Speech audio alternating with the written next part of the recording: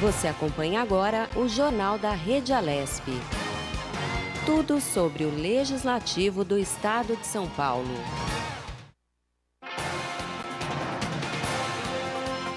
Olá, muito bom dia. Hoje é 2 de junho de 2020, terça-feira. Eu sou Júlia Stanzioni.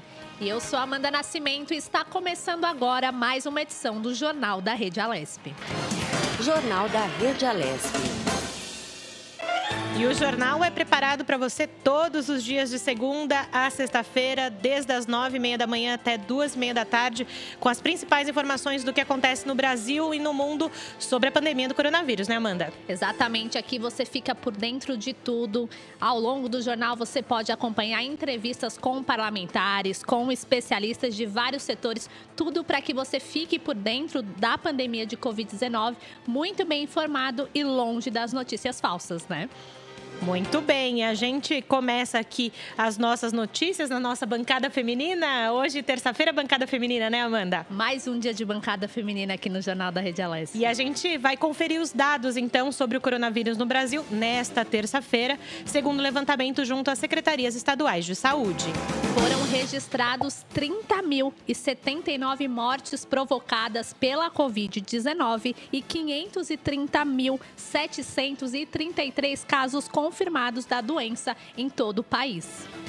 O diretor de emergências da Organização Mundial de Saúde, a OMS, Michael Ryan, destacou ontem que o Brasil vem sendo um dos países com maior aumento do número de casos da Covid-19 nas últimas 24 horas. Também afirmou que o país está entre aqueles que não chegaram ainda ao pico da transmissão. Desde o dia 22 de maio, o Brasil é o segundo país com mais casos confirmados de Covid-19, que registraram mais de 1.700.000 casos no último domingo, segundo um balanço global feito pela Universidade Norte-Americana Johns Hopkins. Então, a gente vai conferir a taxa de ocupação dos leitos de UTI em todo o nosso país. No Acre, 78,2% em todo o estado. Alagoas, 78%. No Amapá, 97,98% em todo o estado. No Amazonas, 71%. Na Bahia, 68%. Ceará, 89%. Distrito Federal, 69,5% na rede privada e 42,24% na rede pública. Espírito Santo, 77,55% em todo o estado. Em Goiás, 66,15% dos leitos de gestão estadual em todo o estado. No Maranhão, 97,5%. Na Grande São Luís, 84,4% no interior e 90% em Imperatriz. Já em Mato Grosso, 14,6%. Mato Grosso do Sul, 2,8%. Minas Gerais, 70% em todo o estado. E dando continuidade à taxa de ocupação dos leitos de UTI, no Pará, 84,36% em todo o estado, na Paraíba, 73%, no Paraná, 34%, em Pernambuco, 98% em todo o estado, no Piauí, 61%, no Rio de Janeiro, 86%, no Rio Grande do Norte, 93%, no Rio Grande do Sul, 72%, em Rondônia, 62%, em Santa Catarina, 59,1% do sistema público em todo o estado. Em São Paulo, 69,3%. Em Sergipe, 89,6% do sistema público em todo o estado. No Tocantins, 50% dos leitos ocupados. E Roraima não divulgou a lotação dos leitos de UTI no estado. Jornal da Rede Alesp. E agora aqui no Jornal da Rede Alesp, a gente gira a coletiva de segunda-feira, ontem no Palácio dos Bandeirantes. O governador de São Paulo, João Dória, falou sobre o Plano São Paulo e afirmou que a quarentena não foi suspensa e que continua até o dia 15 de junho. Dória afirmou ainda que, para o comércio voltar a funcionar, terá de respeitar algumas medidas, além, claro, das 5 etapas de cores estabelecidas no Plano São Paulo. Quero deixar muito claro a todos que estão nos assistindo, nos ouvindo e nos acompanhando, nós não suspendemos a quarentena em São Paulo. Nós estamos numa nova quarentena que vai até o dia 15 de junho. O que o governo de São Paulo está fazendo é fornecer critérios, dados e procedimentos com base na ciência e na medicina, para que cada município e região do estado de São Paulo acompanhe a evolução da epidemia e possa gradualmente aplicar a retomada consciente rigorosamente dentro da orientação do Plano São Paulo. E a partir daí, poderão adotar medidas de uma abertura cuidadosa, consciente e responsável para alguns serviços e comércio. Mas para isso deverão seguir, repito, rigorosamente a orientação do Plano São Paulo e das 5 etapas: vermelho, laranja, amarelo, verde e azul, que constam do Plano São Paulo. A secretária de Desenvolvimento Econômico, Patrícia Ellen, explicou as etapas que os comerciantes terão de adotar e também falou da classificação de cores criadas pelo governo estadual para a reabertura do comércio. 90% da população continua em 2 fases aqui, que é a 1 e 2, a fase vermelha de alerta máximo e a fase laranja de controle. Nessas 2 fases, a epidemia continua crescendo e a gente precisa de uma atenção especial, manter o trabalho do isolamento, e essa pequena retomada que está acontecendo, ela está sendo feita de uma forma extremamente cuidadosa, e que para que a epidemia seja controlada no estado, nós precisamos trabalhar aqui mantendo o trabalho de isolamento e também na implementação dos protocolos setoriais. Protocolos de distanciamento, protocolos de higiene, que foram todos disponibilizados com base no diálogo realizado com os setores nas últimas semanas. A velocidade desse crescimento deve ser controlada da epidemia e, junto com ela, a capacidade do nosso sistema de saúde é um grande pilar que está sendo monitorado diariamente para que essa retomada consciente aconteça. Lembrando que a retomada é em 5 fases: alerta máximo, controle, a fase amarela chamada de flexibilização, onde iniciamos uma flexibilização maior, a fase 4, que é de abertura parcial, há uma flexibilização adicional, e a fase 5, que é a azul, aí sim o normal controlado. Por que controlado? Enquanto não tivermos a cura, precisamos manter a utilização dos protocolos de higiene e de distanciamento. A diferença entre as fases 2, 3, 4 e 5 é exatamente a gradação de abertura dos estabelecimentos e os tipos de estabelecimentos que podem funcionar. O trabalho de divulgação que nós estamos fazendo nesses últimos dias é voltado às atividades que haviam sido interrompidas em decretos estaduais. Outras atividades não haviam sido interrompidas, para essas nós temos protocolos, mas não, por isso que elas não estão presentes no decreto do Plano São Paulo. No decreto nós falamos de comércio, serviços, shopping center, galerias, estabelecimentos congêneres. Esses, inclusive, podem iniciar uma retomada gradual a partir da fase 2, que é a fase de controle, com 20% da capacidade, horário de funcionamento de 4 horas e os protocolos implementados. Os outros setores são consumo local, e aí é principalmente bares e restaurantes, salões de beleza e afins, podem voltar a retomar gradualmente também na fase 3, que é a de flexibilização, com 40% da capacidade, esses e os demais setores que eu já mencionei, e 6 horas de funcionamento, todos com os protocolos implementados. Na fase 4, que é a fase de abertura parcial, nós incluímos também o setor de academias e congêneres, onde nós passamos a funcionar com esses e os setores anteriores, com 60% da capacidade e 8 horas de funcionamento.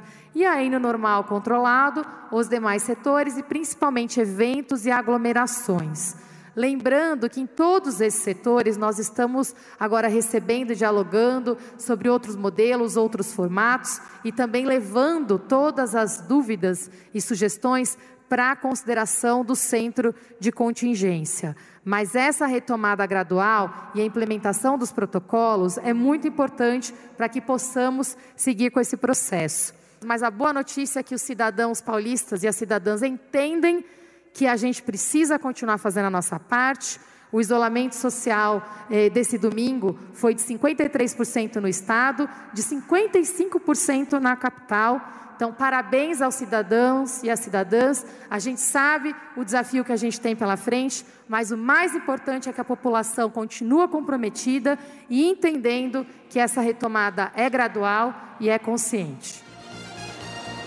O governador João Dória também falou sobre as manifestações que aconteceram no fim de semana na Avenida Paulista. Dória resolveu dar um basta na violência entre grupos rivais. De acordo com ele, o confronto não fortalece a democracia, ao contrário, enfraquece, e que a atuação da Polícia Militar foi legítima.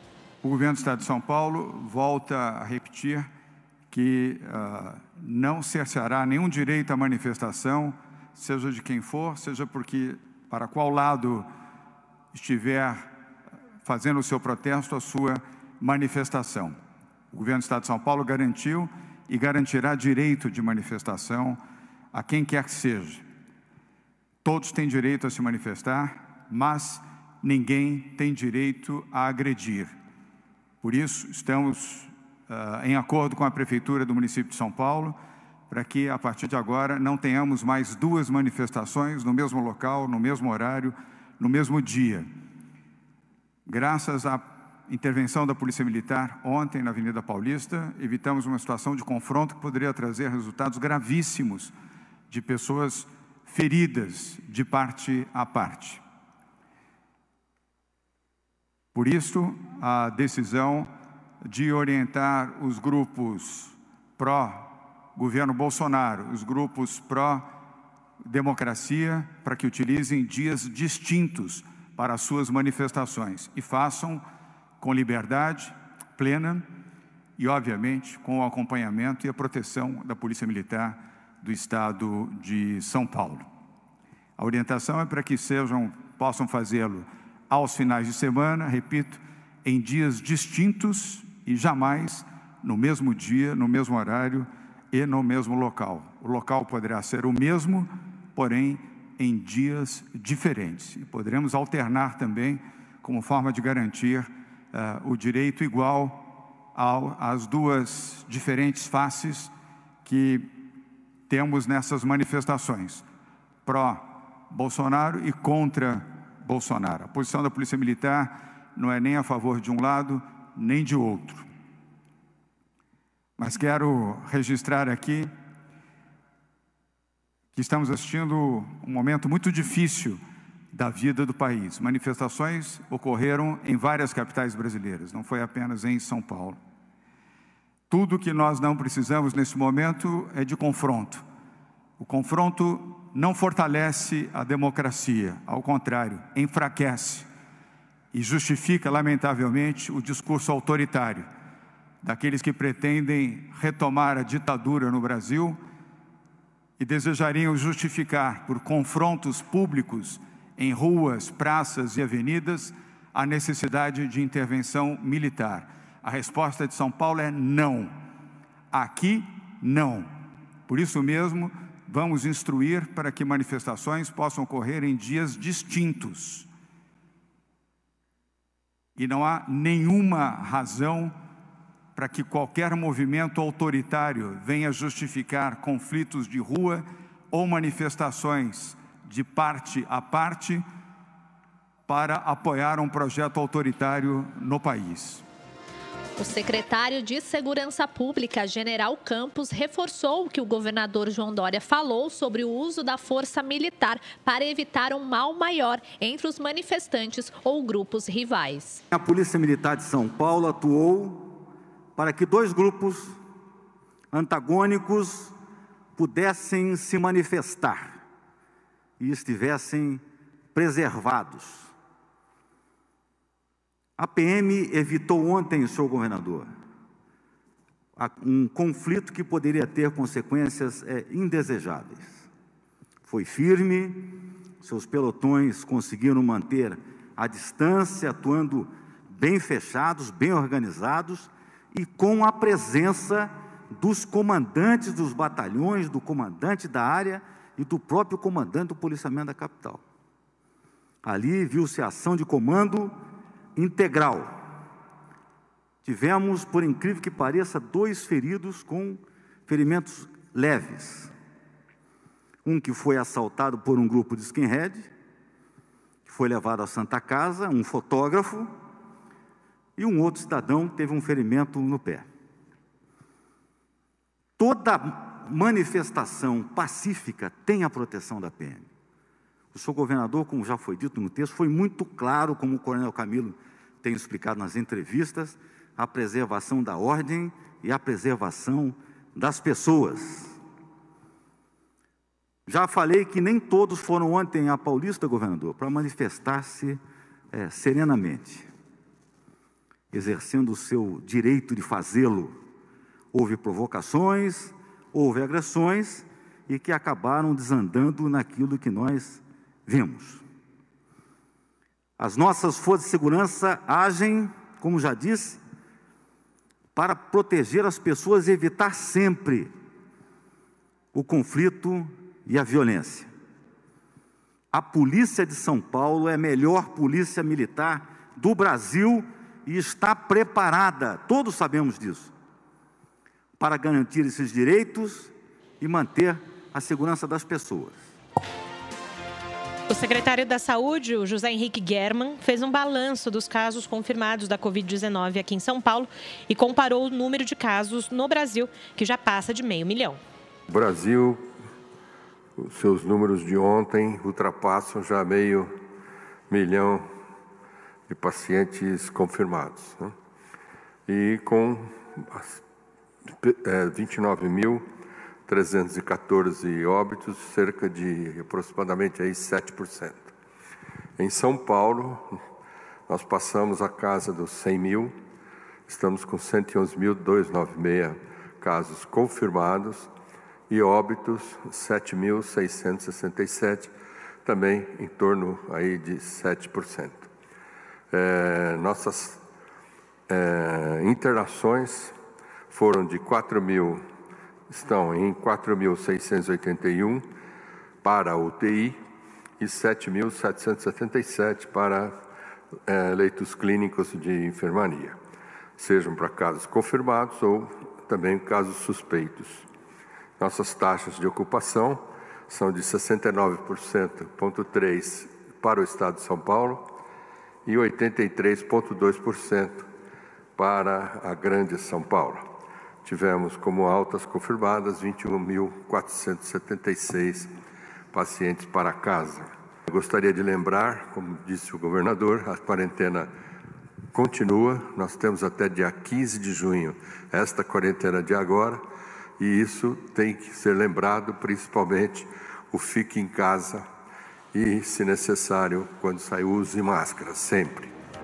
Segundo o coordenador executivo de saúde, João Gabardo, a cidade que tiver o número de casos de coronavírus maior que o número de leitos de UTI não terá o direito à flexibilidade.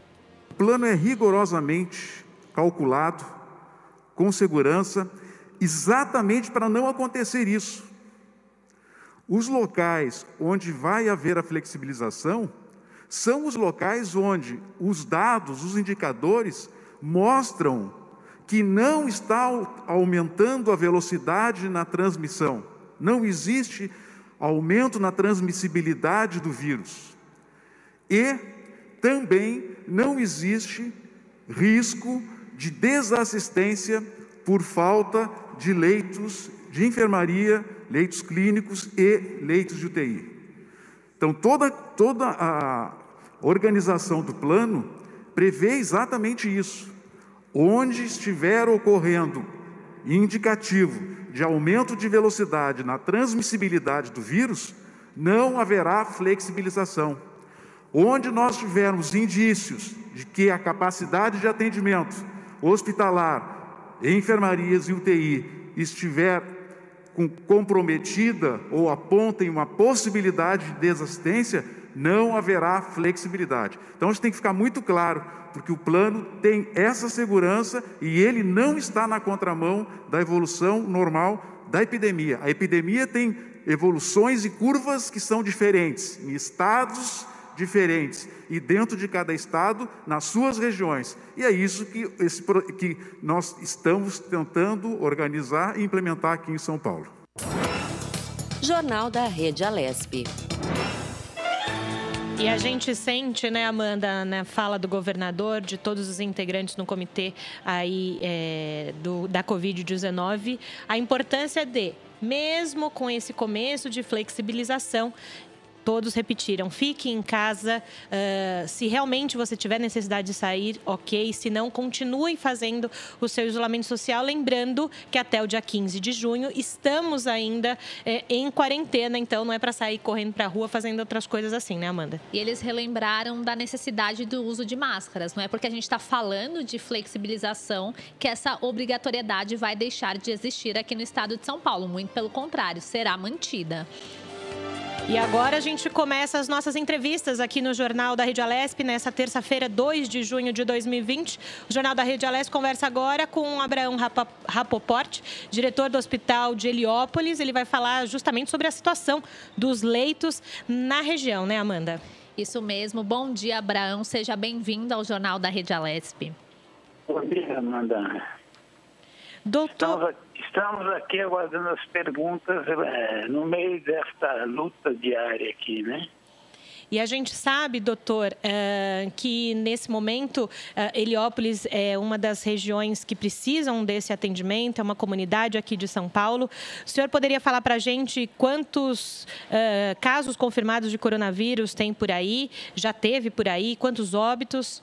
Veja bem, Amanda, na verdade o Hospital Heliópolis é um hospital terciário, com vocação oncológica, mas durante a crise mudou seu perfil para poder atender a demanda, né? Nós temos aqui uma comunidade no entorno de 210 mil pessoas e que parece que agora a coisa está agudizando, né? No momento, nós estamos com os nossos leitos de UTI todos tomados, todos preenchidos, são 14 leitos. Temos a possibilidade de ampliar mais uns 20 leitos de UTI, estamos preparados para isso. E temos os nossos leitos de enfermaria para casos menos graves. Os casos de UTI, quase todos estão entubados, são mais graves, mas o nosso acompanhamento do ponto de vista técnico está sendo bem satisfatório. Nós tivemos até agora casos de corona no hospital, 227, dos quais 29 óbitos, o resto foram todos para casa, tratados e reabilitados. Doutor Abraão, o senhor citou, né, que o hospital mudou de perfil diante da necessidade que a pandemia impôs. O senhor citou aí que é uma região que tem 210 mil pessoas, então eu queria saber como o hospital tem se preparado com relação aos ventiladores. A gente sabe que algumas pessoas acabam contraindo a Covid-19 na forma mais grave e precisam de respiração mecânica para sobreviver. Eu gostaria que o senhor falasse um pouco sobre isso.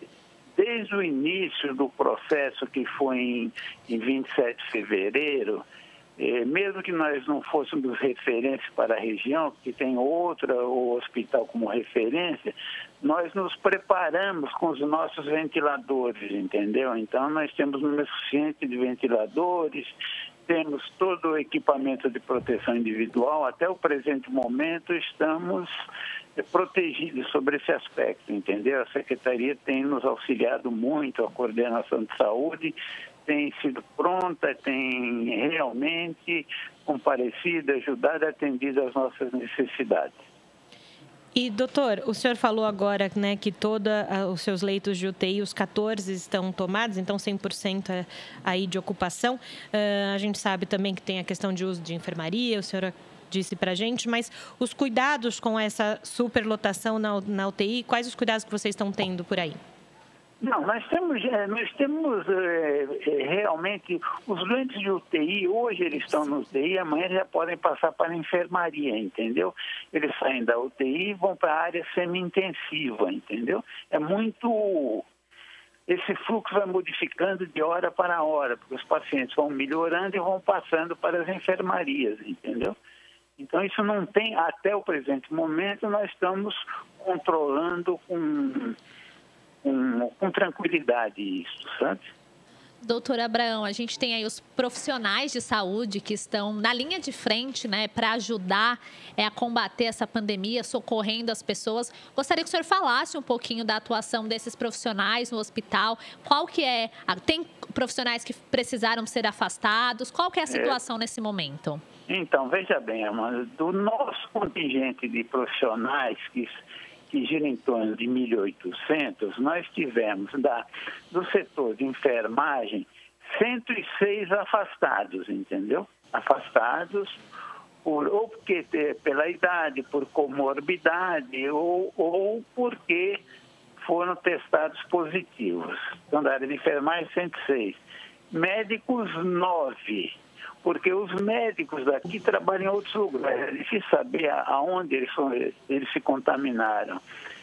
9. Depois, os outros setores da área de saúde, técnicos de radiologia, auxiliar de laboratório, farmacêutico, fisioterapeuta, motorista, 12.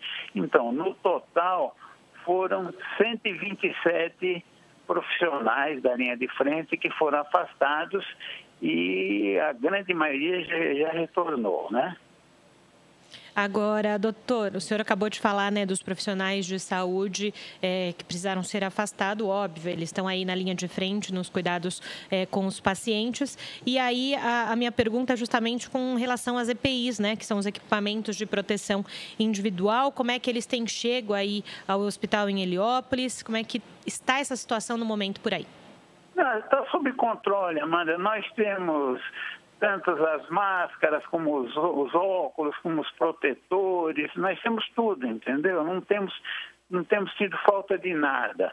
Recebemos, além da secretaria, algumas doações que foram feitas e você perguntou anteriormente dos ventiladores, nós não podemos esquecer que, além dos ventiladores que nós tínhamos funcionando perfeitamente, nós tivemos o auxílio da GM que consertou aqueles que estavam em manutenção mais demorada. Entende? Então, nós estamos com 42 ventiladores totalmente recuperados, funcionando, estamos realmente protegidos. Não está faltando nada para os pacientes.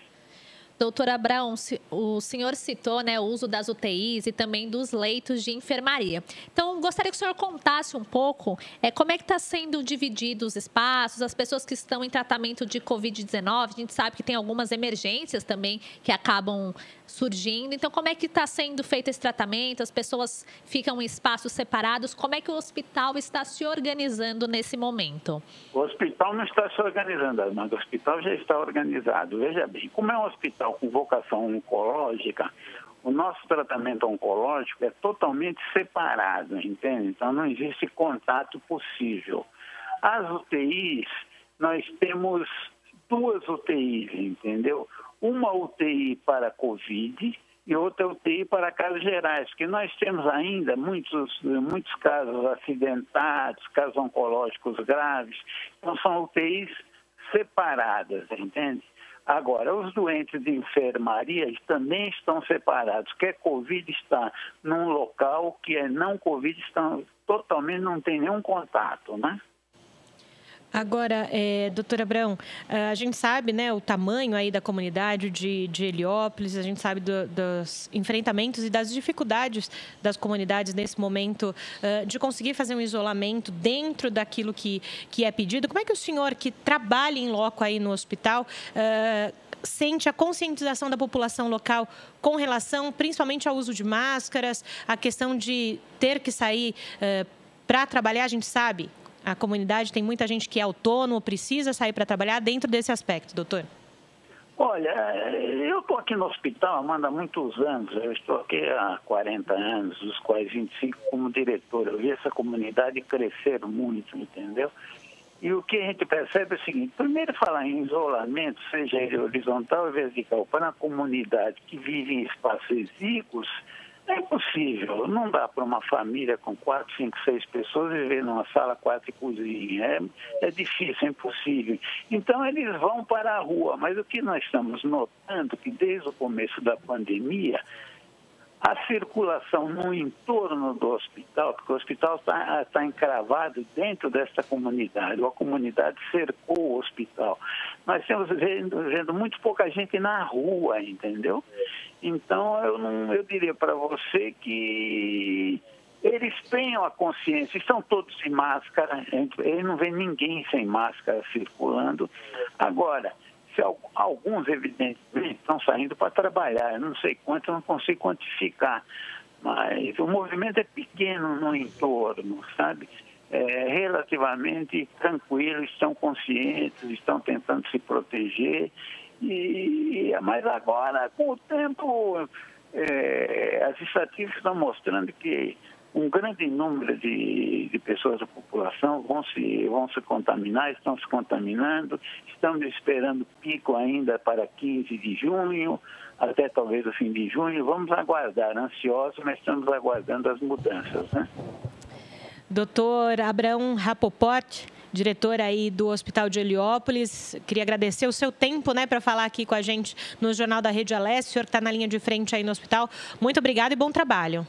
Muito obrigado, bom dia e disponha, tá? Bom dia.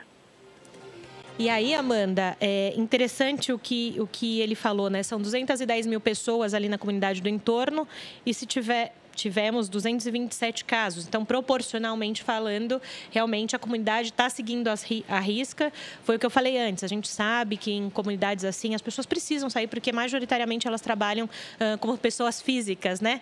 Então, elas precisam sair para poder ter o seu dinheiro no final do mês. E outra coisa importante que a gente vem destacando aqui no Jornal da Rede Alesp desde que começou a pandemia são as universidades e grandes montadoras que estão cuidando dos respiradores, consertando, né, muitos dos respiradores que não funcionavam e, como o doutor falou, tem ali 42 ventiladores que foram consertados e que estão ajudando no tratamento da Covid-19. E ventiladores que se tornaram equipamentos importantíssimos, né? Questão de sobrevivência e que bom que, como você falou, tem essa parceria, né? Essa ajuda das universidades e das grandes montadoras para dar um suporte para esses hospitais. Todo mundo foi pego de surpresa com essa pandemia e a gente percebe, né? Como o doutor Abraão falou, todo esse esforço para atender a população, para salvar vidas.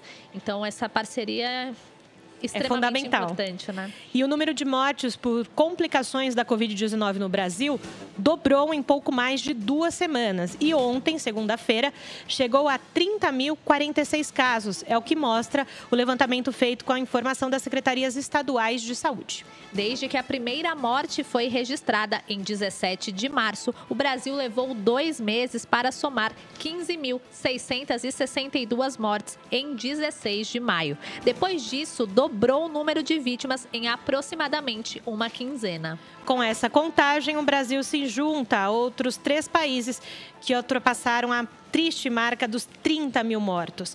Estamos ao lado da Itália, que já foi o epicentro da doença na Europa, Reino Unido, com uma das taxas de morte mais aceleradas do mundo, e dos Estados Unidos, que contam com mais de 100 mil mortes. O Brasil alcançou esse número há 76 dias após a confirmação da primeira morte por Covid-19 no país. Os Estados Unidos foram os primeiros a ultrapassar esse marco e também o mais rápido. Em 14 de abril, eles registravam 30.262 mortos, apenas há 45 dias da confirmação do primeiro óbito por Covid-19. Na sequência, Amanda, o Reino Unido chegou a 30.076 no dia 6 de maio. O país demorou 61 dias desde a primeira morte para registrar esse alto número de vítimas do coronavírus. Em maio, a Itália contabilizou 30.201 mortes, 77 dias após registrar o primeiro óbito.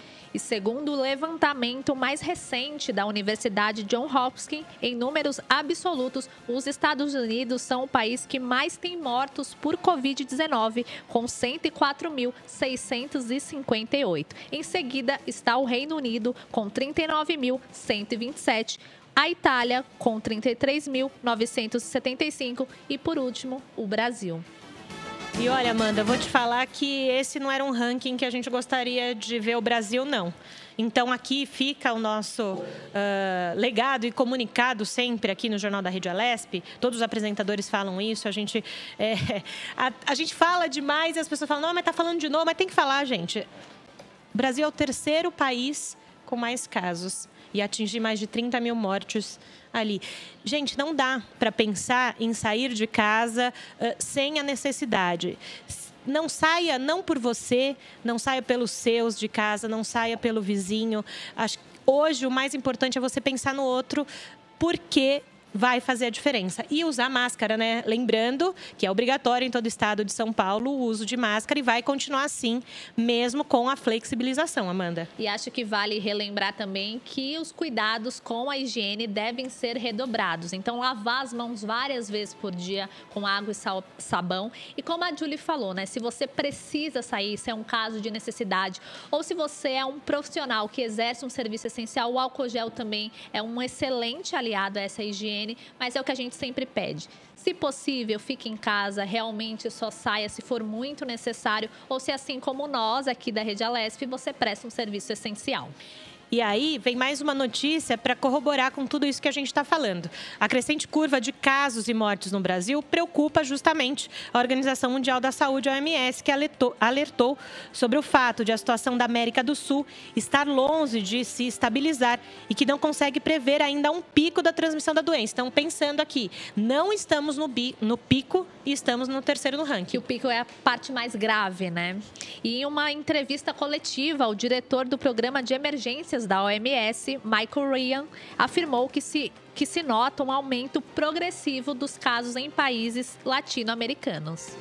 De acordo com Ryan, 5 dos 10 países que registraram o maior número de casos nas últimas 24 horas estão justamente na América. São eles: Brasil, Estados Unidos, Peru, Chile e México. Em 22 de maio, ele já havia dito que a América do Sul se tornará o novo epicentro da Covid-19 no mundo. Ele afirmou que a América Central e a América do Sul estão se tornando as zonas intensas de transmissão do vírus agora. E o diretor da OMS disse que não consegue prever quando essas regiões vão atingir o pico da transmissão e que nesse momento é preciso mostrar, o que a gente acabou de falar, solidariedade aos países e entre as pessoas. O Brasil é o segundo país com mais casos no mundo e o quarto no ranking de óbitos absolutos. E o estado de São Paulo ainda lidera em números de casos e de óbitos. E a gente segue com as entrevistas aqui no Jornal da Rede Alesp. A gente vai ampliando o estado de São Paulo para conversar aí com as prefeituras e saber como está acontecendo a Covid em cada lugar. E agora a gente conversa com a Janaína Guerino de Camargo, secretária de Saúde da cidade de Itu, aqui no interior paulista. E ela nos fala justamente sobre essas medidas de combate na cidade à Covid-19. Bom dia, secretária. Seja muito bem-vinda ao Jornal da Rede Alesp. Bom dia a vocês e a todos os ouvintes. Secretária, eu gostaria que a senhora começasse falando para a gente qual é a situação atual do município com relação ao número de pessoas diagnosticadas com a Covid-19 e também de óbitos causados pela doença. De acordo com o último boletim divulgado na data de ontem, que o boletim normalmente fecha às 16 horas, então nós temos os dados de ontem, são 172 casos confirmados da doença, com 21 óbitos confirmados. Temos também 435 casos negativos descartados e 91 curas. E, secretária, aqui é a Julie que está falando, e desde o início, né, da pandemia, como que o Poder Municipal, a Secretaria de Saúde tem se colocado aí para combater a Covid na cidade? E aí, aproveitando também essa pergunta, para a senhora falar da capacidade dos leitos aí de UTI. Itu, desde o começo da pandemia, se programou para que a gente pudesse dar maior apoio e estrutura para a nossa população. Nós fizemos um hospital de campanha que se encontra aberto desde o mês de comecinho de abril e conta com 40 leitos clínicos de leve e média e baixa complexidade.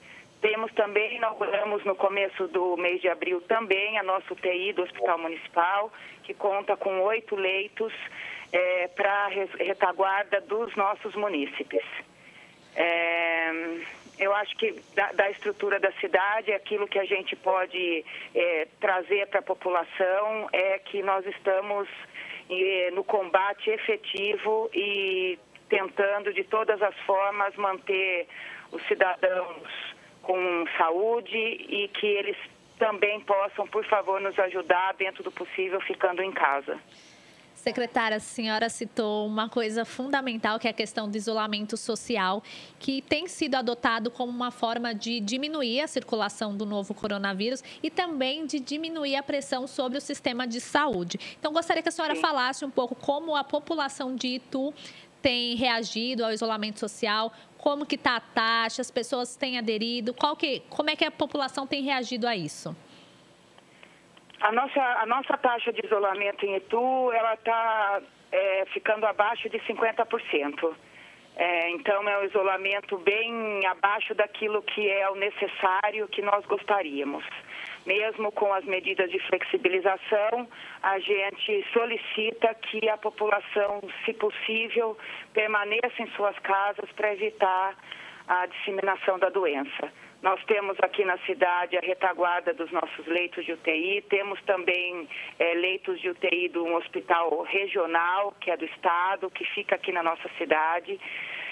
Hoje nós estamos em 60% dentro do nosso hospital municipal dos leitos de UTI ocupados. O nosso hospital de campanha ainda tem uma boa quantidade de leitos disponíveis, mas a complexidade da doença, a evolução muito rápida, em muitos casos levando a óbito rapidamente, preocupa demais.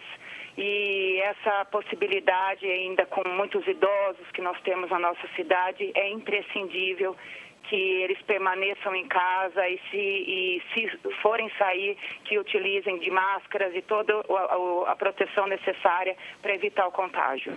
E justamente, secretária, no momento agora que vai começar essa questão de flexibilização, eu queria que a senhora falasse, primeiro, qual a situação de Itu nessa escala do governo para flexibilização na cidade.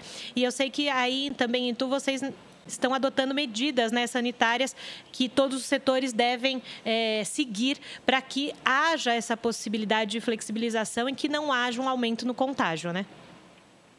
Sim, houve um decreto do prefeito e com um plano de flexibilização por etapas, e hoje o que nós temos é a abertura de alguns setores da economia, com diversas restrições em relação ao número de pessoas nos ambientes, a necessidade da disponibilidade de álcool gel, as pessoas não podem adentrar os estabelecimentos se não estiverem com máscara, mas todas essas medidas são para tentar conter o vírus. Mas o mais importante disso tudo é que, se as pessoas pudessem, elas evitassem esses locais e essas aglomerações. Secretária, ainda falando dessa questão da flexibilização que foi abordada pela Julie, a gente sabe também que Itu é uma estância turística. E o turismo, querendo ou não, movimenta a economia da cidade, é importante, né?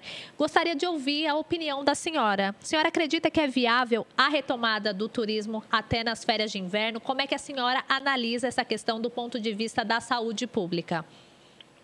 Nós temos que acompanhar os dados, como é que eles vão evoluindo daqui até os próximos dias, porque a situação ela muda e muda muito rapidamente.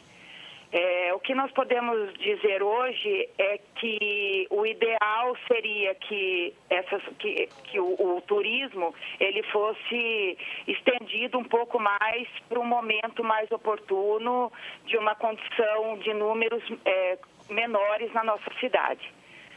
Mas isso também compete não só à Secretaria de Saúde, bem como a do Turismo, que tem também um plano e são medidas que eles estão já conversando com os donos dos hotéis, de restaurantes da cidade, de etapa a etapa, o que vai ser possível flexibilizar e o que nós vamos poder contribuir para fomentar o turismo na etapa correta para a nossa cidade voltar a também ser um polo de geração de renda e de empregos nesse setor. Secretária, a senhora usou frequente, né, a frase isolamento social, que é importante mesmo com a flexibilização, se pensar em continuar em casa para fazer as suas coisas, quem precisar sair, que saia, mas quem não precisar ficar em casa. Eu queria a opinião da senhora com relação a como que as pessoas, a senhora sente essa transição das pessoas, do momento em que realmente não podia sair de casa, não tinha nada aberto, para esse segundo momento em que começam a abrir os serviços, o comércio, e que as pessoas que estão em casa sentem essa necessidade, às vezes, de sair, pelo menos para respirar diferente. Como é que a senhora analisa essa transição? A gente observou de ontem para hoje um aumento bastante significativo do número de pessoas na nossa cidade e no nosso comércio, inclusive. Eu passei hoje pela manhã, as ruas estão bastante cheias. A fiscalização da prefeitura tem sido constante, eles estão pelas ruas principais, inclusive também nos bairros, atendendo as denúncias daqueles locais que não estão respeitando a capacidade restritiva dos locais. Enfim, a nós nos preocupa muito esse aumento de pessoas circulando e muitos idosos a gente vê pela rua também. Então, eu vejo com bastante preocupação, porque essa flexibilização é exatamente para uma retomada, mas uma retomada gradual das atividades, do comércio. Obviamente que isso é muito importante também, nós precisamos garantir o emprego dessas pessoas, mas eu acredito que deva ser realizado isso. Essas pessoas saiam aquelas que podem, aquelas que devem, que precisam. As outras pessoas, o grupo de riscos mais idosos, deveriam, nesse momento, permanecer em suas casas. E a gente sente, secretária, como a senhora falou da sua preocupação, até pelo seu tom de voz, essa preocupação. E me parece que agora a gente tem que pensar do outro lado. As pessoas precisam ter a consciência. E me parece que falta um pouco dessa consciência nesse momento. Já que está começando a flexibilizar, a gente pode sair. Não é assim, né, secretária? Não, na verdade, a flexibilização ela só dá certo se há uma responsabilidade compartilhada. Existe o lado de mobilização, de todo um plano de flexibilização realizado pelo poder público, mas a responsabilidade das pessoas para que isso aconteça, para que isso dê certo, a gente não aumente os casos e não venhamos a ter aí uma situação muito difícil, ela é totalmente possível desde que nós tenhamos a contrapartida da população ajudando nesse momento. Secretária, eu gostaria de retornar um pouquinho a uma coisa que a senhora citou, né? A senhora falou dessa questão da responsabilidade compartilhada, né? Então, de um lado, a gente entende que a flexibilização ela é necessária porque as pessoas precisam trabalhar, a economia precisa girar, mas, do outro lado, a gente tem um vírus que se transmite muito facilmente de pessoa para pessoa, a gente não sabe quem está infectado e pode passar. A senhora falou, né, que vai ocorrer a retomada, claro, seguindo todos os padrões que são estabelecidos pelo Plano São Paulo. E a senhora falou de uma coisa muito interessante, que as pessoas precisam continuar usando máscaras. Então, eu queria que a senhora falasse um pouco da fiscalização, né? Como que esses comércios vão ser fiscalizados para que não ocorram aglomerações, para que as pessoas, de fato, estejam utilizando a proteção facial. Conta para a gente, né, como é que o município vai se organizar para fiscalizar. Aqui em Itu nós temos a fiscalização tanto pela vigilância sanitária como pelo setor de posturas. Então nós temos uma quantidade suficiente nesse momento de fiscais que abordam todos os estabelecimentos previstos na primeira etapa do plano de fiscalização e também com o apoio da nossa GM, da nossa Guarda Municipal. Então a gente fiscaliza esses estabelecimentos, organizando tanto a questão de quantidade de pessoas que podem adentrar, a necessidade da máscara, a necessidade do álcool gel. A vigilância sanitária também faz a fiscalização de algumas outras estruturas, daquilo que é necessário que esses estabelecimentos tenham nesse momento, organização das filas, em caso haja uma fila externa, mantendo a distância mínima necessária entre as pessoas. Nós também distribuímos através da Secretaria de Saúde máscaras para a população, aqueles que ainda se encontram na rua sem a máscara.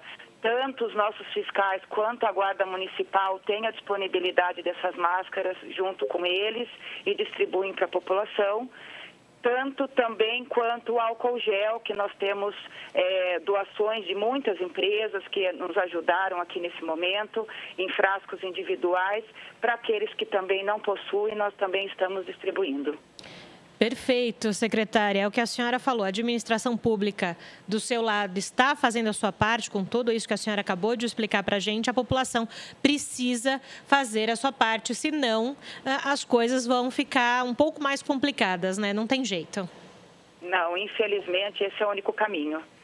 Secretária Janaína Guerino de Camargo, secretária de Saúde de Itu. Quero agradecer a participação da senhora aqui no Jornal da Rede Alesp, contando um pouquinho de como está a cidade. Muito obrigada, secretária. Eu que agradeço.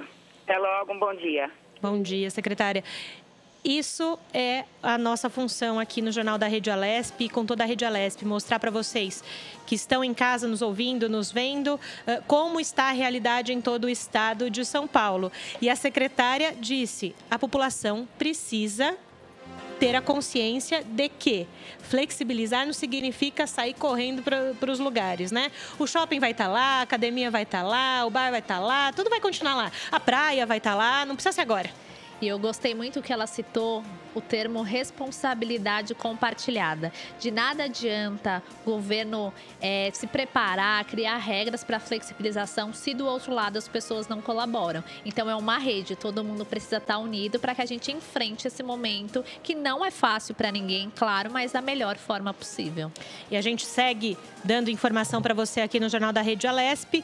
2.700.000 beneficiários recebem hoje a segunda parcela do auxílio emergencial do governo federal. São os brasileiros nascidos em março. A Caixa Econômica Federal libera transferências e saque em dinheiro depositados em poupanças sociais digitais do banco. As liberações começaram no sábado e seguem um cronograma ligado ao mês de nascimento do trabalhador. Até a data de liberação, os recursos já depositados nas poupanças podem ser usados apenas para pagamento de contas, de boletos e compras por meio do cartão de débito virtual. Para os trabalhadores que receberam a primeira parcela do benefício em outra conta, os recursos depositados na poupança digital serão transferidos automaticamente também na data de liberação dos saques e transferências. Então é importante essa prestação de serviço aqui no Jornal da Rede Alesp, falando justamente dessa liberação. Da liberação para poder as pessoas conseguirem fazer uma compra. Achei até interessante, eu fui numa grande rede de supermercado no final de semana e eles tinham um aviso bem grande para que a população pudesse saber que ali eles podiam usar esse auxílio emergencial para fazer as suas compras. Isso é muito bom, né? E o que está ajudando muita gente, né? A gente sabe que muitas pessoas já passam dificuldade normalmente e com essa situação, toda essa mudança, algumas pessoas fatalmente acabaram perdendo o emprego. Então, muito bom ver que o governo também tem se mobilizado para que essas pessoas não passem fome e não passem necessidade, né? E a gente vai agora para mais uma notícia ligada à Organização Mundial da Saúde, que fez um alerta mundial. A pandemia da Covid-19 levou à interrupção de cuidados médicos, cujas consequências também poderão ser de grandes proporções, é isso que diz a OMS. A partir de informações coletadas em 155 países, a Agência das Nações Unidas constatou que profissionais da área e pacientes estão deixando de lado o tratamento e a prevenção de doenças crônicas. Sem uma emergência sanitária, essas enfermidades já respondem por 71% das mortes por ano no planeta, o equivalente a 41 milhões de óbitos. Segundo a OMS, o surgimento e a disseminação do novo coronavírus tendem a piorar piorar o cenário, considerando que diabéticos, hipertensos e outros doentes crônicos são mais vulneráveis ao SARS-CoV-2, vírus que causa a Covid-19. E segundo a pesquisa, muitas pessoas que precisam de tratamento para doenças como câncer e diabetes não têm recebido os serviços de saúde e medicamentos necessários. A Organização Mundial da Saúde ainda alerta que é vital que esses países encontrem formas inovadoras de garantir a continuidade desses serviços essenciais. Ainda de acordo com as informações coletadas ao longo de 3 semanas de maio, e mostram que os hipertensos são os mais desassistidos. 53% dos países investigados interromperam parcial ou integralmente o tratamento da doença. Em seguida, vem o diabetes, com 49%, cânceres, 42% e emergência cardiovasculares, com 31%. A agência alertou que o impacto é global, mas os países de baixa renda são os mais afetados. 20% daqueles que reportaram interrupções nos atendimentos alegaram que a decisão se deu por escassez de medicamentos, de ferramentas de diagnóstico e também de outras tecnologias. Além disso, a carência de profissionais também é outro desafio. Nos locais em que houve queda brusca nas consultas, 94% dos profissionais de saúde foram remanejados para combater a pandemia. E a gente vai sentindo, né, Amanda, que as coisas vão tomando uma proporção que a gente não imagina devido à Covid-19. Então, fica esse alerta da Organização Mundial da Saúde. E a gente tem mais uma entrevista agora aqui no Jornal da Rede Alesp. A gente vai conversar agora com Alexander Staff Franco, secretário de Saúde da cidade de Barretos. E ele vai nos falar, claro, sobre as ações de combate em Barretos, né, Amanda? Bom dia, secretário. Seja bem-vindo ao Jornal da Rede Alesp. Bom dia, Amanda. Bom dia a todos. Secretário, gostaria que o senhor fizesse aqui para a gente um panorama da situação atual de Barretos com relação ao número de pessoas infectadas pelo novo coronavírus e também de óbitos causados pela Covid-19. Bem, Barretos hoje, dia 2 de junho de 2020, apresenta 248 casos positivos e 10 óbitos confirmados e mais 2 suspeitos que estão aguardando resultado de exames, né? Barretos continua com uma transmissão diária, como acontece em todos os estados do país, só que a variação de transmissão nossa ainda é um nível menor do que a média do Brasil e do estado de São Paulo. Nossas taxas de letalidade também são menores, enquanto o Brasil está 5,7%, São Paulo 6,9%, Barretos é 4,03%. Mortalidade, enquanto o Brasil é 13,9%, São Paulo 16,6%, Barretos 8,19%. E isso tudo permitiu, juntamente com as ações que nós realizamos, nós antecipamos várias ações, desde a questão da quarentena, da utilização de máscara, e aí semana passada nós fomos autorizados, devido à questão da ocupação dos nossos leitos, das medidas que nós tomamos, novos regramentos para que outras atividades econômicas pudessem voltar ao seu funcionamento. E aí, secretária, aqui é a Júlia que está falando, eu já gostaria de pegar esse gancho, bom dia, pegar esse gancho do senhor, né, que vocês conseguiram antecipar algumas questões aí na cidade de Barretos, vocês já estão pensando em outra movimentação de flexibilização. Nesse momento, qual que é o planejamento da cidade? Não, o planejamento agora, nós demos mais um passo, né, como eu falei para você, Barretos, a obrigatoriedade de máscara nos serviços, nos estabelecimentos, nos estabelecimentos públicos também, nas filas já foi obrigatório antes do decreto estadual, e Barretos já tinha feito alguns regramentos de outras atividades antes dessa retomada econômica que foi oficializada pelo governador de estado. No momento, nós vamos manter o que está funcionando por uns 15, 20 dias, até um mês, avaliar novamente os indicadores, variação de casos diários, número de óbitos, contaminação de profissionais de saúde, principalmente leitos de ocupação de UTI e de enfermaria. Secretário, o senhor citou essa questão dos leitos de UTI e de enfermaria. Bom, a cidade de Barretos é bastante conhecida pelo Hospital de Amor, que também é chamado como Hospital de Câncer. Então, eu gostaria que o senhor falasse um pouco como a cidade tem se preparado para atender as pessoas que, infelizmente, são infectadas pela Covid-19 e que, em alguns casos, acabam precisando de internação e até mesmo de ventilação mecânica. Exato. Uma das ações que nós antecipamos, como eu disse no início, nós entramos em acordo com o Hospital de Amor e nós definimos um hospital só para cuidar dos... Não é um hospital de campanha, é o Hospital Nossa Senhora, é um hospital de padrão de primeiro mundo, padrão de Albert Einstein, sírio-libanês, com os equipamentos mais modernos que tem. Então, nós organizamos que esse hospital seria o nosso centro de apoio para atendimento dos suspeitos e ou confirmados de Covid. Lá tem um suporte de 30... Aqui Barretos não atende só Barretos, atende outras 18 cidades. Lá tem uma capacidade para 38 leitos de UTI, sendo que 36 foram credenciados semana passada pelo governo federal, e podendo chegar até 54 leitos de UTI e mais 16 leitos de enfermaria só nesse hospital. Nós temos uma retaguarda de enfermaria de mais 134 em todas as outras cidades e, se o volume de internados aumentar, até separar uma ala inteira de 40 leitos na Santa Casa de Misericórdia de Barretos também. Secretária, aproveitando esse gancho que o senhor falou que Barretos não atende só Barretos, né? São mais 18 cidades ali também. 420 mil habitantes. Quanto? Desculpa, secretário.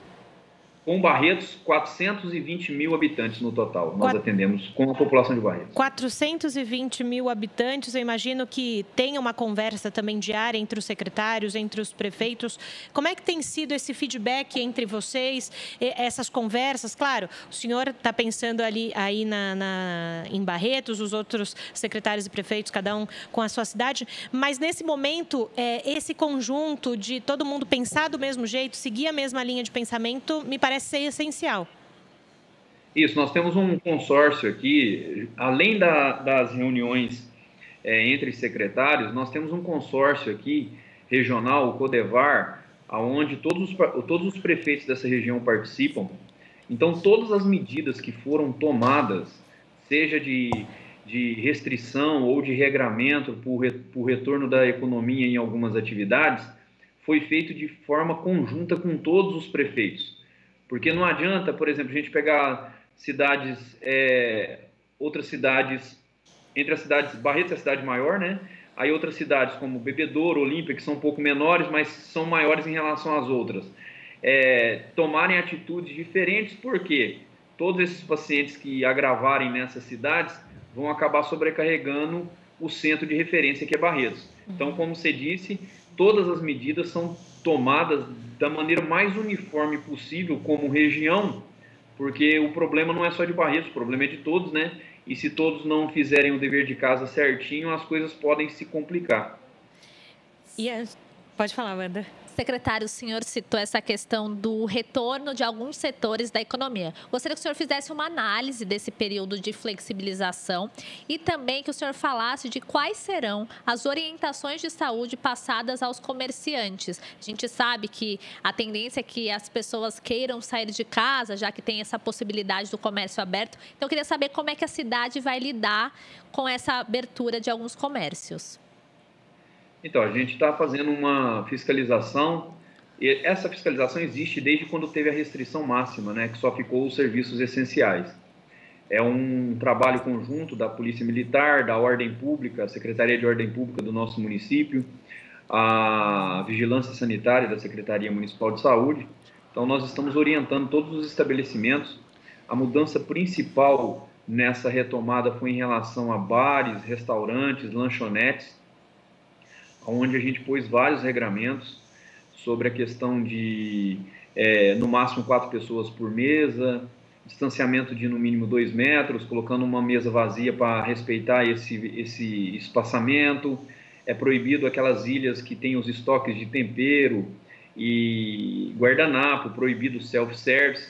Então, a gente fez várias várias determinações sanitárias para que voltassem, e agora, como voltou ontem, principalmente esse setor de bar, restaurante, lanchonete, conveniência, nossas equipes estão orientando, porque pode surgir dúvidas, né? Em algumas situações, cada estabelecimento tem sua característica física, mas independentemente disso, a questão da retomada econômica nós orientamos. É algo que aquelas pessoas que são os grupos de risco, os comórbidos, os acima de 60 anos e aquelas pessoas que não têm necessidade de sair de casa, que permaneçam em casa. É importante ainda essa questão do isolamento. E quando sair de casa, utilizem máscara e também os hábitos de higienização, que são a lavagem das mãos com água, sabão, álcool gel, o rosto também. Por quê? Porque essa questão da doença, ela é diretamente proporcional ao comportamento das pessoas. Se as pessoas... A gente está deixando bem claro que as coisas não voltaram ao normal, e as coisas não vão voltar ao normal tão cedo, porque não tem remédio, não tem vacina, e o vírus está circulando aí na nossa comunidade. Então, se as pessoas acharem que voltou tudo ao normal, coronavírus é coisa do passado, o que vai acontecer? Nós vamos ter uma escalada de testes positivos na nossa região, uma sobrecarga do nosso sistema, e o que vai acontecer? Voltar a tudo que era antes, uma restrição maior ainda por um período maior, até voltar a um patamar que seja aceitável, como o nosso agora, quando a gente fez essa retomada. Então, a gente vê, graças à estrutura que nós montamos, a gente deu capacidade para que pudesse ajudar a economia nessa retomada, mas cada um tem que ter sua corresponsabilidade, tem que ter sua contribuição. Cada um fazendo dos 420 mil habitantes da nossa região, se cada um contribuir um pouquinho com esses atos, isso vai dar uma somatória gigantesca que a gente vai continuar podendo pensar em novos regramentos para que outras atividades, outras ações possam voltar a funcionar nesse período de pandemia. Secretário, falando ainda dessa questão de reabertura econômica, a gente sabe que a cidade de Barretos é famosa por receber uma vez por ano uma famosa festa do peão e que leva muitas pessoas para a cidade, né? Claro que nesse momento imagino que foi postergada, mas nesse sentido de ampliar a economia, vocês têm pensado em alguma coisa? Essa festa vai ficar só para o ano que vem? Não, então, essa questão ainda é precoce falar em volta de aulas, é precoce falar em festas particulares, públicas, eventos como a maior festa da América Latina, a Festa do Peão de Barretos. Ela foi agendada por final de outubro, né, começo de novembro. É o que eu falei para você. Nós estamos trabalhando na parte da saúde, de estrutura, de orientação. Só que se as pessoas acharem que voltou tudo ao normal, o coronavírus é coisa do passado, as coisas voltam a complicar e as restrições também. Então, algo que pode estar marcado lá para outubro e novembro, que poderia ter uma perspectiva de acontecimento, pode começar a entrar em risco devido ao comportamento das pessoas. Volto a frisar, a questão de mais contaminados ou não está diretamente ligado ao comportamento das pessoas. Se as pessoas continuarem pensando que passou, estão flexibilizando porque já passou, foi uma onda de doentes e agora não. Isso pode piorar muito mais. Estão marcadas não só a Festa do Peão, outros eventos que acontecem aqui na cidade, mais para o final do ano, mas volto a frisar. Isso vai depender muito do comportamento da população de Barretos e região para que esses eventos possam estar acontecendo. Secretário, o senhor falou sobre essa questão da necessidade que as pessoas tenham consciência e saibam se comportar, porque, como o senhor disse, nós não estamos voltando ao normal. Queria que o senhor falasse de uma questão que é bastante relevante para a sociedade como um todo, que é com relação à detecção, né, de os diagnósticos das pessoas que estão infectadas pela Covid-19. Gostaria de saber como é que a cidade tem procedido com relação aos testes rápidos, como é que está esse processo de identificar quem de fato está contaminado, quem não está. O senhor poderia falar um pouquinho sobre isso? Sim, nós recebemos uma quantidade de 5.000 e poucos testes rápidos do Ministério da Saúde, onde tem uma norma técnica, e nós adquirimos também mais 4.200 testes, aproximadamente 10.000 testes rápidos nós adquirimos. O que nós estamos fazendo? Claro que os testes do Ministério têm uma recomendação para testagem de idosos, de profissionais de saúde e profissionais de segurança sintomáticos, mas como nós adquirimos um, que é nosso, da Secretaria de Saúde também, validado pela Anvisa, nós criamos um critério que todas as pessoas suspeitas com síndrome gripal, elas vão ser testadas por teste rápido no 8º, 9º dia de sintomas, que é o preconizado. Se uma dessas pessoas testaram positivo, nós testamos toda a família que reside junto a essa pessoa. Tanto é que a gente teve casas que nós testamos que tinha 3 pessoas dentro de casa totalmente assintomáticas e se positivaram. E antes a gente fazia um monitoramento via telefone. Claro que nós ainda fazemos isso, só que nós demos um passo além numa parceria com a Faculdade de Medicina de Barretos, a FACISB, e a Fundação Lehman. Nós montamos um sistema de telemonitoramento onde todas as pessoas que têm síndrome gripal são alimentadas no sistema pela vigilância sanitária, pela vigilância epidemiológica. Esses dados são encaminhados para um sistema onde um robô ele vai disparar mensagens para essas pessoas que estão com síndrome gripal em quarentena. E a pessoa que está em quarentena, aí criamos alguns parâmetros. Se a pessoa não atender uma ligação no período de 24 horas, se ela responder que a febre não está passando, que está tendo mais falta de ar, N questões que pode acontecer vinculada a uma síndrome gripal e possivelmente ao Covid, residentes de medicina e alunos da Faculdade de Medicina ligam para essas pessoas para saber o que está acontecendo, e se essas pessoas ainda não retornarem, uma equipe de saúde é direcionada até essa localidade e, normalmente, no 7º, 8º dia, essas pessoas tinham que retornar à unidade de saúde para uma reavaliação. Através desse sistema, usando a ferramenta da telemedicina, esses residentes médicos, eles conversam com esses pacientes para reavaliarem se tem a necessidade de procurarem um serviço de saúde, ou se ele pode ficar na quarentena na casa dele lá até passar os 14 dias e a partir de então voltar às suas atividades normais. Secretário, gostaria de agradecer a participação do senhor e também a disponibilidade em atender a nossa equipe. Muito obrigada por trazer esse panorama do que está acontecendo em Barretos. A gente agradece a participação e um bom trabalho aí na Secretaria. Eu que agradeço, um prazer de ter participado aí com vocês. E tiver alguma outra situação assim, a gente está disponível, está participando, mostrando o panorama atual de Barretos, e para esclarecer qualquer dúvida também, a gente está à disposição de vocês. Obrigada, secretário. A gente segue por aqui mostrando o quanto é importante a testagem, né? Aqui foi a última fala do secretário, o quanto tem ajudado no combate. Uma alta de 11% no número de assassinatos no país. Esse é o resultado de levantamento do Índice Nacional de Homicídios no período da pandemia. Foram 4.146 homicídios, latrocínios, roubo seguido de morte e lesões corporais seguida de morte em março de 2020, contra 3.729 no mesmo período do ano passado. Em relação ao trimestre de 2020, os números mostraram um crescimento de 9% na violência do país. Foram 11.908 assassinatos contra 10.924 em 2019, uma diferença de 984 mortes. E aqui a notícia não para, e nem as entrevistas, Amanda. Temos outra na linha aí já. É isso mesmo. O Jornal da Rede Alesp conversa agora com Edilson Venturelli, que é diretor executivo do Instituto Bacarelli. Ele vai conversar aqui com a gente e falar um pouco sobre a ação social na maior comunidade do Brasil, né? Heliópolis. Bom dia, Edilson. Bem-vindo ao Jornal da Rede Alesp. Bom dia, Amanda. Tudo bem?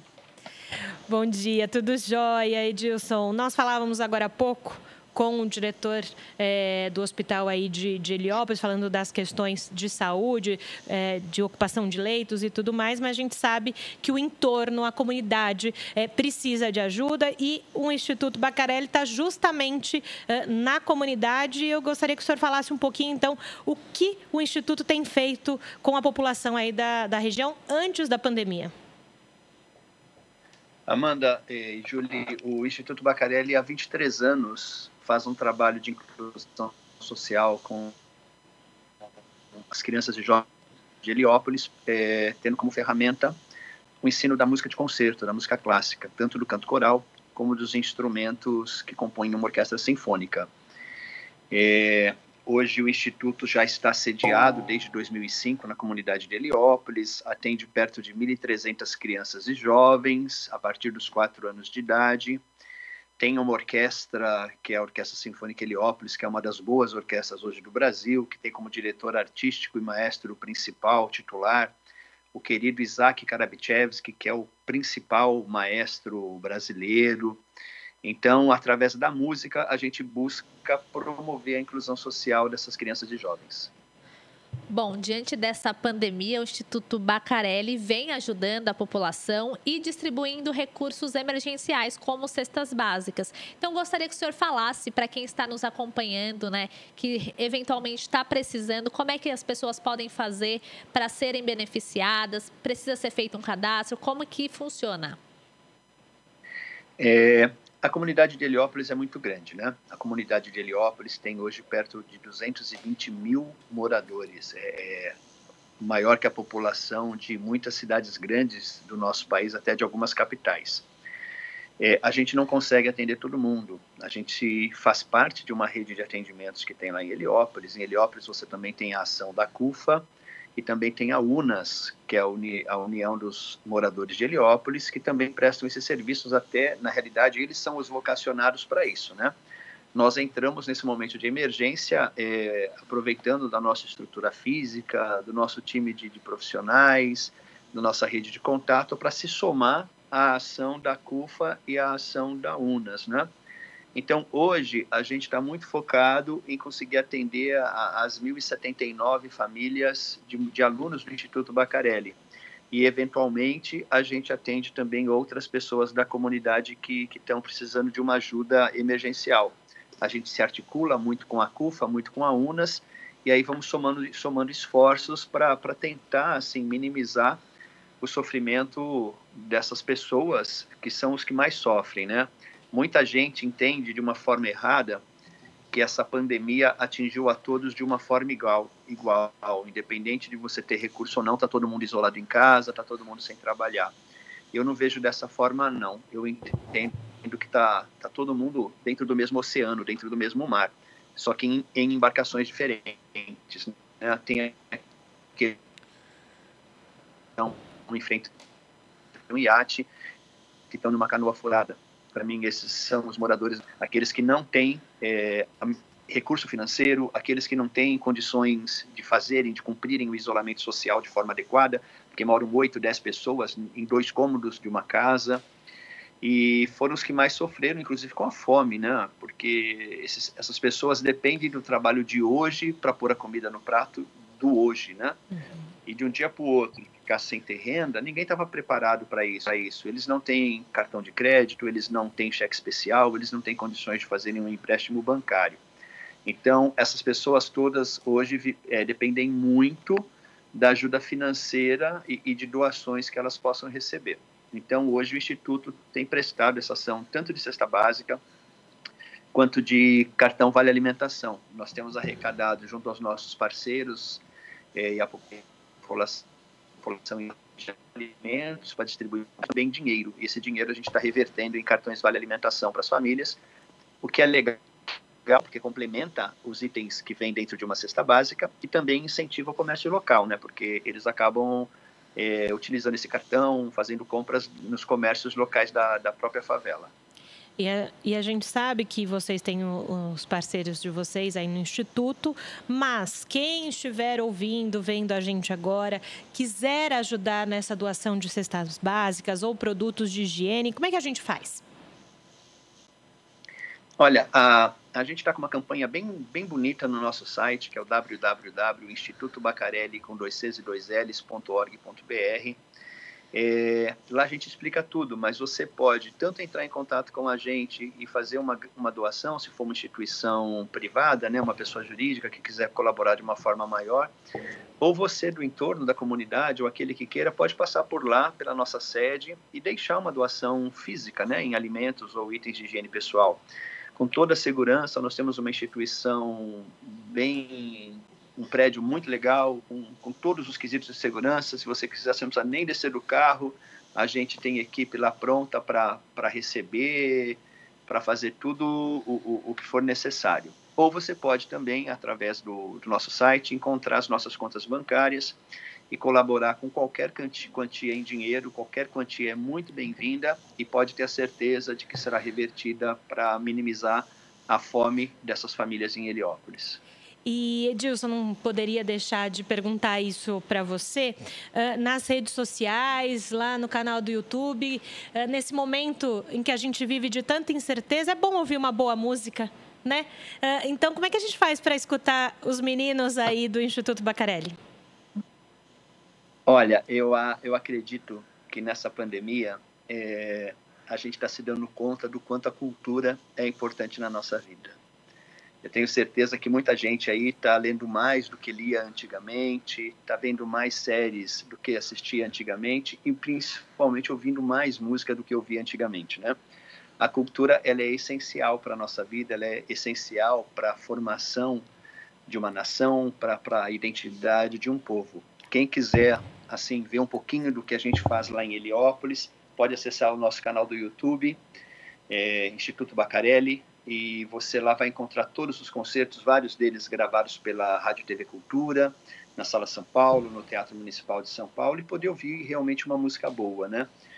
Eu não faço muita distinção, não, entre música isso, música aquilo, né? Música clássica, música popular. Para mim existe música ponto. Então lá você vai encontrar desde grandes concertos na Sala São Paulo, no Teatro Municipal, até participações muito legais que a gente sempre faz com cantores top aí da música popular brasileira, como Samuel Rosa, do Skank e tantos outros. Edilson, quero te agradecer. Vou lembrar mais uma, né? Teve o encontro de vocês da orquestra o ano passado com o Paralamas aqui no Parque Vila Lobos, que foi lindo. Parabéns. Né? Então, quero agradecer a você por contar um pouquinho dessa realidade. Foi muito legal. Quero te agradecer por essa oportunidade de contar para a gente como é que o Instituto conversa aí com Heliópolis. E nesse momento, né, da gente ouvir boa música, né, Amanda? Obrigada, Edilson. Muito obrigada. Eu que agradeço a vocês pelo espaço. Estamos sempre à disposição. E vamos fortalecer essa rede da solidariedade, que tem muita gente precisando de ajuda. Perfeito. Esse foi o Edilson Venturelli, do Instituto Baccarelli. E nesse concerto que eu falei, ele era um maestro lá com o Paralamas. Foi muito bacana. E muito legal ele falar, né? Esse é o momento da gente valorizar a cultura. Todo mundo está mais em casa, lendo mais, assistindo mais filmes, mais séries. Cultura é muito importante. E a gente vai seguindo aqui no Jornal da Rede Alesp com mais informação. Manifestações, transportes e educação são assuntos da tribuna virtual da Assembleia Legislativa de São Paulo. O deputado Dr. Jorge do Carmo, do PT, participou da edição do programa e se pronunciou sobre a situação do monotrilho da linha 15 Prata, fora de funcionamento desde que o pneu de uma composição apresentou problemas. O parlamentar afirmou que somente a mídia informa a sociedade sobre o transporte coletivo e pediu respostas ao governo do estado. O secretário deve uma explicação à população, né, porque ele não está tratando de recursos de uma empresa privada. Nós estamos falando de obras públicas, de uma obra que o governo do estado tem responsabilidade, mas não dá tanta satisfação para a população. Jorge do Carmo solicitou providência aos órgãos públicos responsáveis e ressaltou que vai manter a fiscalização sobre o caso. É tanta regra, é tanta norma incompreensível até para quem é da área, que ou eles não querem abrir e ficam com esse discurso de que estão abrindo, ou estão criando burocracia, eu não sei com que finalidade. Mas a burocracia nunca ajudou e não ajuda ninguém. Sobretudo quem quer e precisa produzir. Essa fala da deputada Janaína Pascoal, do PSL, favorável ao processo de reabertura das cidades, mas avaliou que o governador João Dória e o prefeito da capital, Bruno Covas, implantaram uma medida com excesso de burocracias para isso. A Janaína ainda parabenizou a conduta da Polícia Militar no protesto realizado em São Paulo no último final de semana e afirmou que ações como a ocorrida em frente ao Supremo Tribunal Federal prejudicam os conservadores de verdade. Na visão da parlamentar, Além de possuírem viés ideológico, as manifestações em curso são resultado de energia contida nas pessoas durante o isolamento. Já o deputado Carlos Gianazzi, do PSOL, saudou a população que foi ao ato pró-democracia e criticou a ação da Polícia Militar diante de manifestantes contra e a favor do governo federal. A polícia, ela tem dois comportamentos. Quando é com manifestação pela democracia, manifestação de movimentos populares, daí é bomba, é bala de borracha. Com o movimento que é organizado por esses grupos que promovem as carreatas da morte, não, daí complacência total com esses grupos, e isso foi criticado até pelo secretário de Segurança Pública.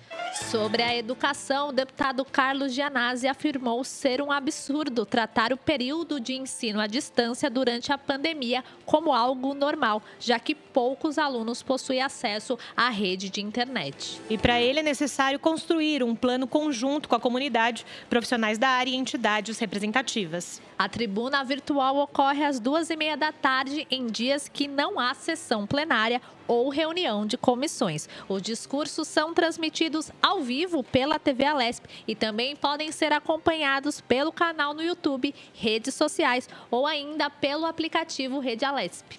E hoje temos tribuna virtual às 2h30 da tarde com a apresentação da Amanda Nascimento. E de repórter para repórter, vamos com ele, o Daniel Caniato, nosso repórter aqui da Rede Alesp, que vai falar de um tema importante, risco de falências que podem atingir as escolas aí de pequenas e médio portes no Brasil, né, Daniel? Bom dia.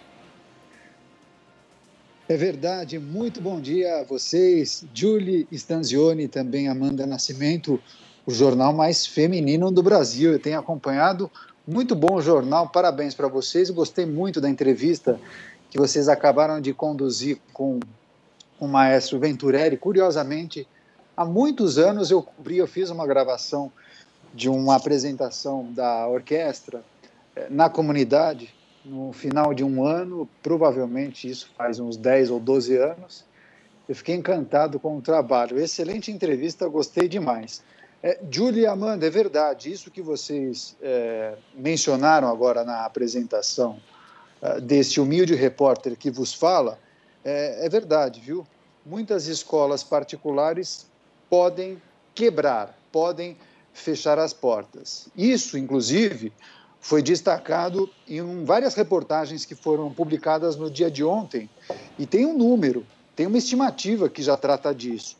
Entre 30% e 50% das escolas particulares de pequeno e médio porte, não de São Paulo, não, do Brasil, estão sob o risco de falência justamente em razão da pandemia do novo coronavírus. Então, a redução da receita, ocasionada pela necessidade do cancelamento de contratos, a concessão de descontos, atraso nas mensalidades e a inadimplência acabou atingindo 40% das escolas particulares de todo o Brasil no mês de abril. Esse é um número consolidado e deve ultrapassar pelo menos os 50% no fechamento das contas de maio.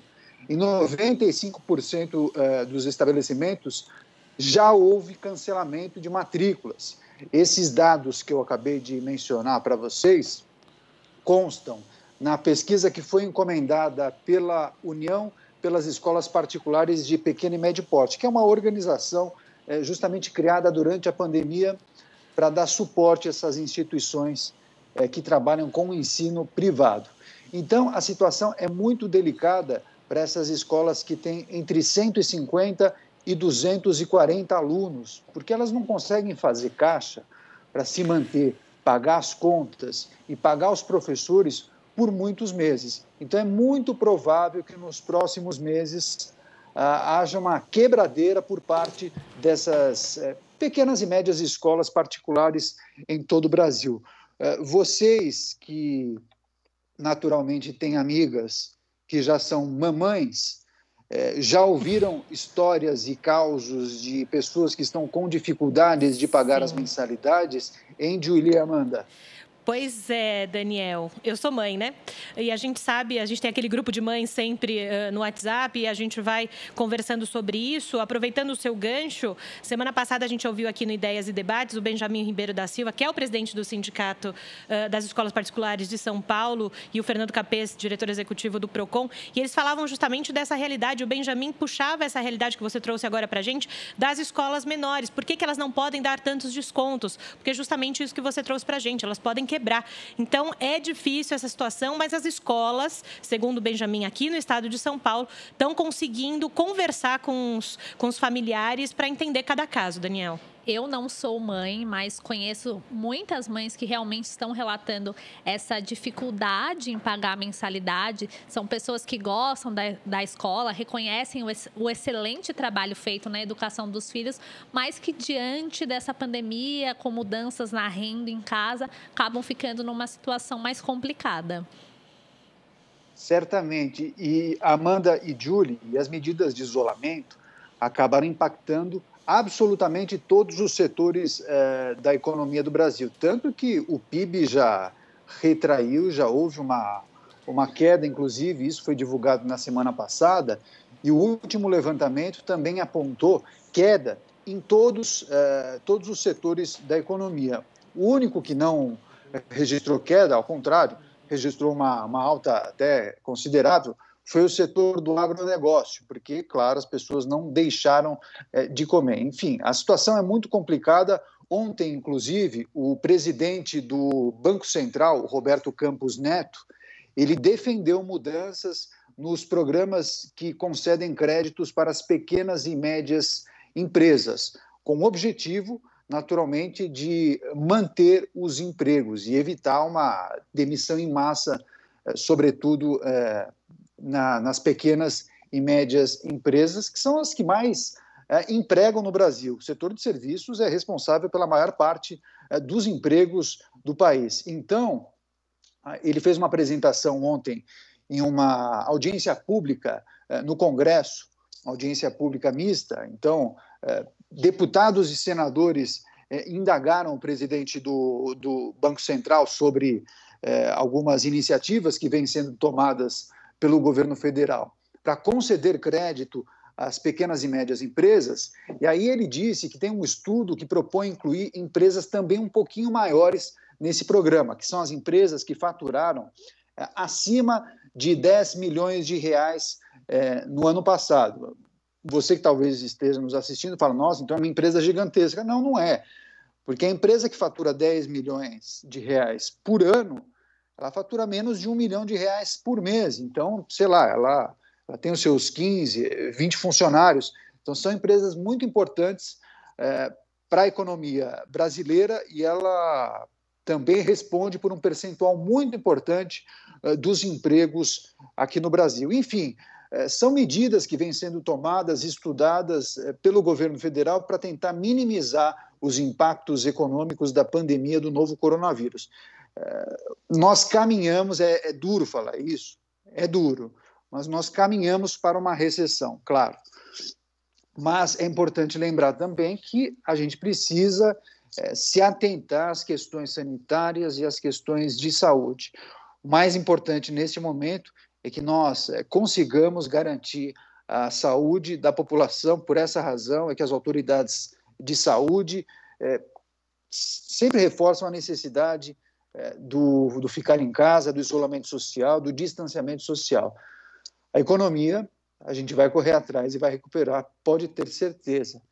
Enfim, os desafios são muitos pela frente, os gestores públicos, naturalmente, têm muitas coisas para tentar resolver, é uma equação difícil de fechar, mas certamente, com muita força e muita convicção, a gente vai para frente e vai conseguir. É ou não é, meninas?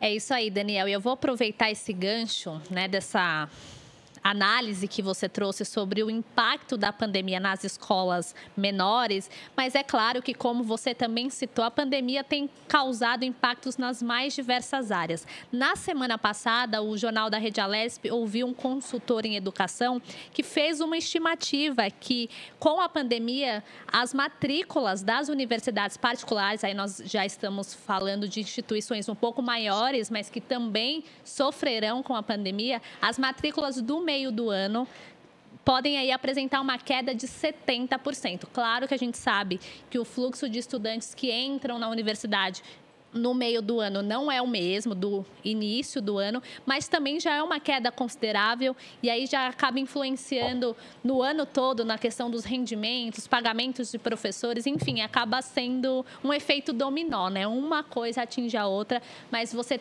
trouxe essa análise e também trouxe essa mensagem mais positivista de que vai passar. E eu também, Daniel, tenho esse pensamento otimista de que agora a gente sabe que as coisas vão mal, mas eu enxergo um futuro bom e promissor.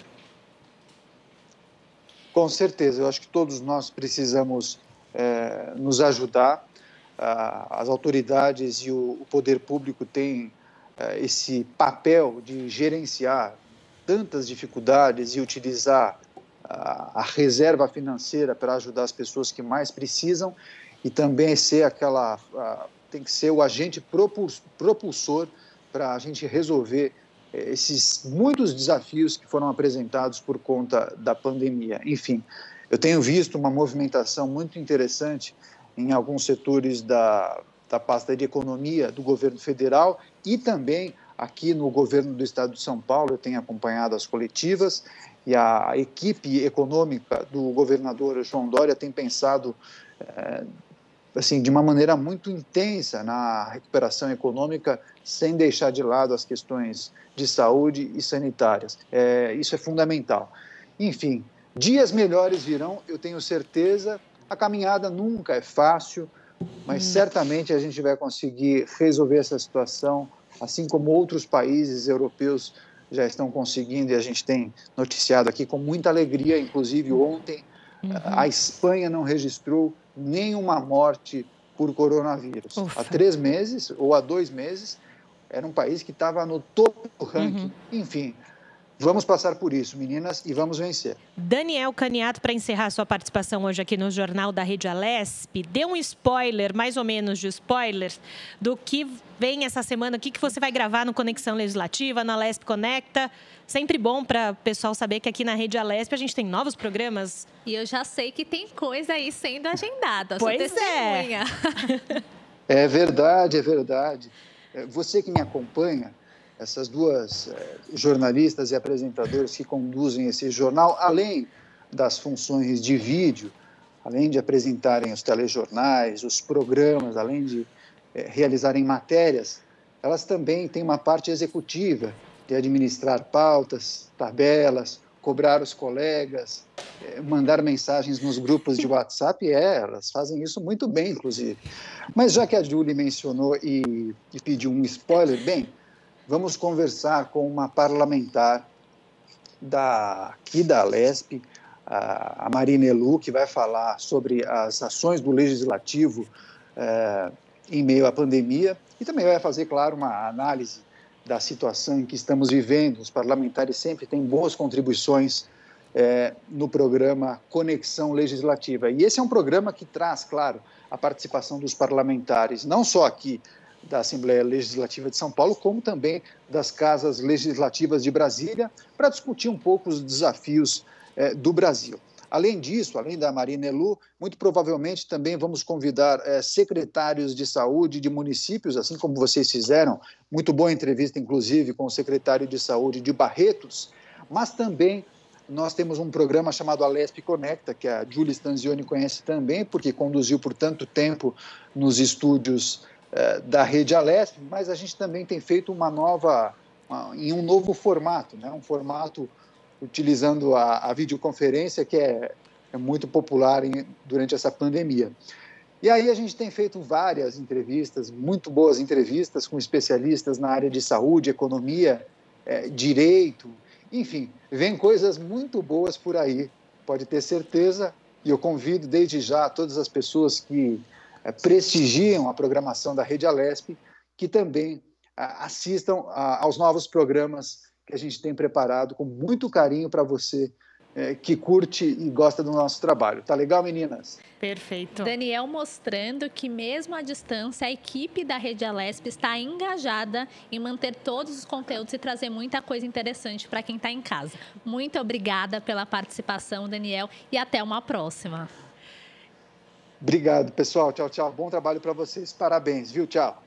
A Rede Alesp não para. Repórteres, produtores, pauteiros, editores. Aqui todo mundo trabalhando em conjunto para levar para você que está aí em casa o melhor da informação sobre a pandemia, sobre o Poder Legislativo. E vamos conferir, então, o que foi destaque nesse primeiro bloco do Jornal da Rede Alesp. 2.700.000 beneficiários recebem hoje a segunda parcela do auxílio emergencial do governo federal. São brasileiros que nasceram em março. A Caixa Econômica Federal libera transferências e saques em dinheiro depositados em poupanças sociais digitais do banco. As liberações começaram no sábado e seguem um cronograma ligado ao mês de nascimento do trabalhador. Até a data da liberação, os recursos já depositados nas poupanças podem ser usados apenas para pagamentos de contas, boletos e compras por meio do cartão de débito virtual. Amanda. Jornal da Rede Alesp informando sobre tudo o que acontece, te mantendo muito bem atualizado sobre a pandemia do coronavírus. Faz uma breve paradinha e volta já, não saia daí.